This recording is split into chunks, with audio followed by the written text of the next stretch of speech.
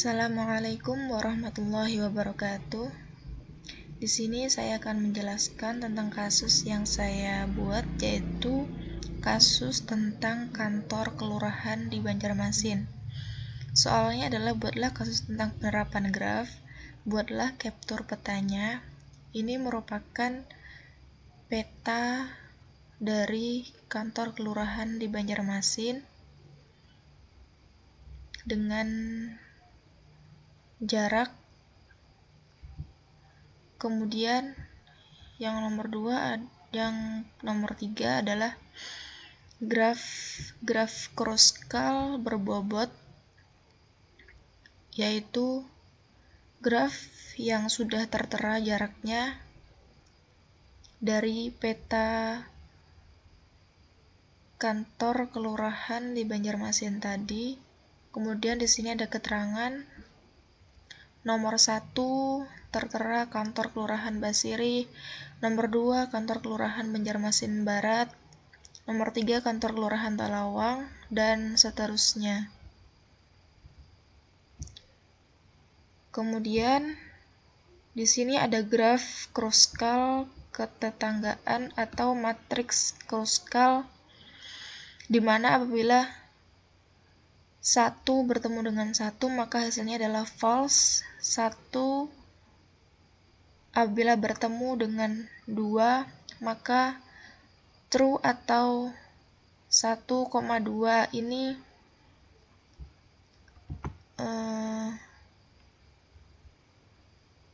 bisa terhubung, maka hasilnya adalah true. Kemudian di sini ada algoritma Kruskal secara manual, di mana ada sisi, bobot, dan gambar. Sisinya ini merupakan letak kantor kelurahan di Banjarmasin. Kemudian bobotnya dimulai dari yang terkecil ke yang terbesar. Di sini yang terkecil adalah 1,3, adalah 1 km. Gambarnya seperti ini karena dia bisa terhubung. Kemudian 1,2 bisa terhubung. Kemudian 3,8 terhubung. Bobotnya dari yang terkecil dahulu. Kemudian 7,9, kemudian 4,8, 2,4 ini tidak ada gambarnya. Kenapa? Karena dia tidak digunakan.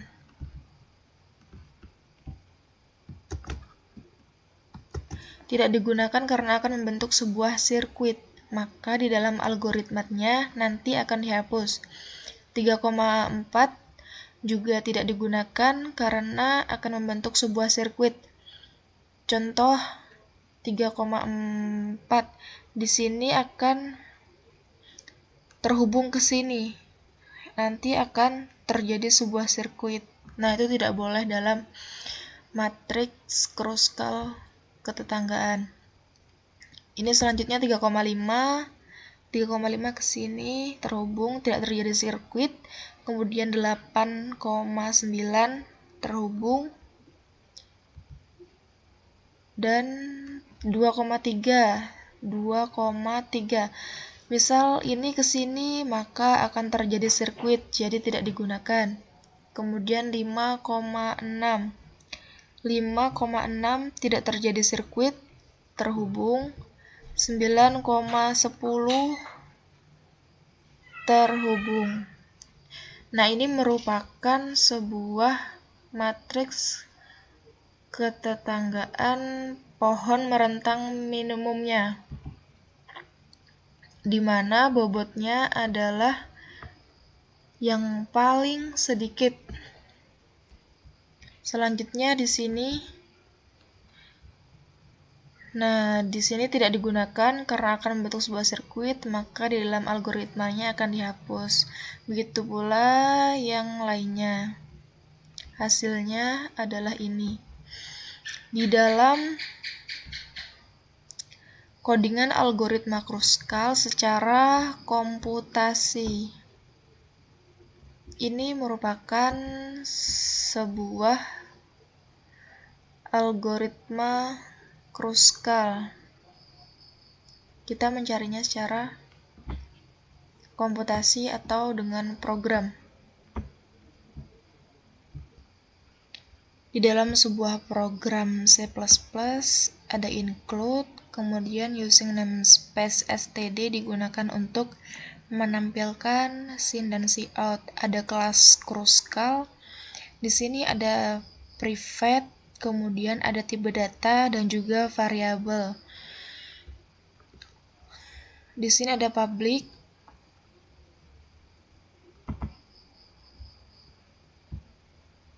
kemudian in Kruskal readgraph cout. Cout di sini adalah program ini mengimplementasikan algoritma Kruskal.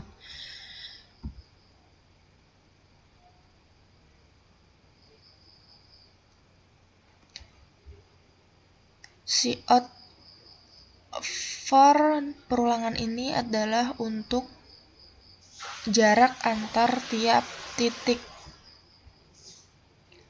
Misalnya 1 km, 5 km. Kemudian ada void Kruskal.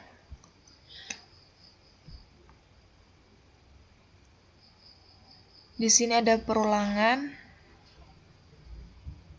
untuk grafnya.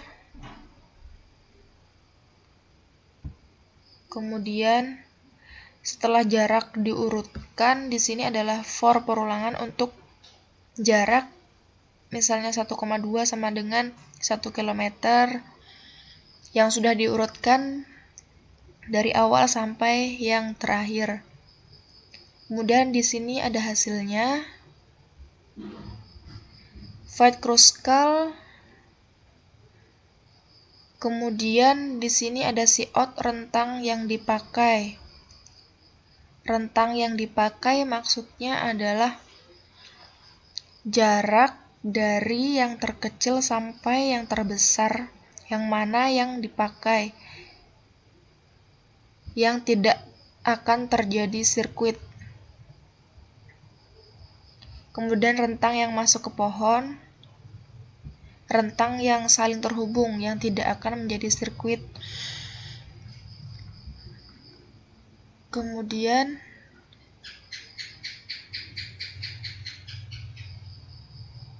ini sebuah pilihan kondisi apabila jarak yang dimasukkan maka terbentuk siklus, jadi dihapus. Contoh, ini 4,10 dengan jarak 5,37 km tidak digunakan karena akan membentuk sebuah sirkuit, maka di dalam algoritmanya akan dihapus. In Kruskal, find node, return. Kemudian coba kita running programnya. Banyak titik grafnya adalah 10. Jarak antar tiap titik, setiap titiknya ada memiliki jarak 1,2 berapa? 1,2 adalah 1,26. Maka kita masukkan di dalam runningan programnya. 1,2 nilainya adalah 126. Seterusnya sampai selesai. Setelah diinputkan semua jarak, maka hasilnya adalah setelah jarak diurutkan dari yang terkecil sampai ke yang terbesar. Rentang yang dipakai adalah rentang yang akan masuk ke pohon 1,3, 1,2, 3,8, 7,9, 4,8. Mari kita bandingkan dengan menggunakan algoritma Kruskal secara manual. 1,3, 1,2, 1,3, 1,2, 3,8, 7,9 dan 4,8 di sini terhubung dan masuk ke dalam pohon. Jika 2,4 dimasukkan maka terbentuk siklus, jadi dihapus. Dan juga 3,4, 2,4 dan 3,4. 2,4 dan 3,4 tidak digunakan karena akan membentuk sebuah sirkuit atau siklus, maka di dalam algoritmanya akan dihapus. Kemudian lanjut di sini yang manual 3,5 dan 8,9. 3. Rentang yang masuk ke pohon 3,5 dan 8,9. Kemudian jika 2,3 dimasukkan, maka terbentuk siklus, jadi dihapus. 2,3. 2,3 dihapus. Di sini 2,3 tidak digunakan karena akan membentuk sebuah sirkuit, maka di dalam algoritmanya akan dihapus. Sudah dihapus. Kemudian 5,6 dan 9,10. Kita lihat rentang yang masuk ke pohon 5,6 dan 9,10. 5,6 dan 9,10. Maka di sini terbentuklah sebuah pohon merentang minimum. Kemudian selanjutnya ini tidak digunakan 5,7, 3,7, 6,7, 8,9 dan 1,5. 5,7, 3,7, 6,7, 8,9, 1,5, 4,10, 2,10. Tidak digunakan, maka terbentuk sebuah siklus, jadi dihapus. Maka kesimpulannya adalah algoritma Kruskal secara manual dan algoritma Kruskal secara komputasi hasilnya adalah sama. Ya, sekian penjelasan dari saya. Semoga bermanfaat. Apabila ada kesalahan mohon dimaafkan. Wassalamualaikum warahmatullahi wabarakatuh.